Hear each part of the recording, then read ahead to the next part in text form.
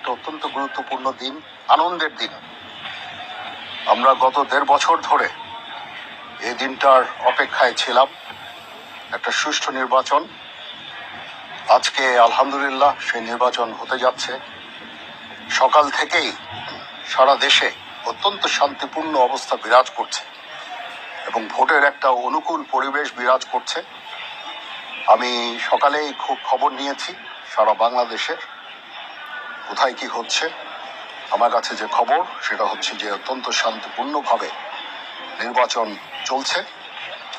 আমি সবাইকে অনুরোধ করব, সম্মানিত ভোটারদের অনুরোধ করব, আপনারা নির্ভয়ে আপনাদের বাসা থেকে বের হয়ে পোলিং স্টেশনে যাবেন এবং আপনাদের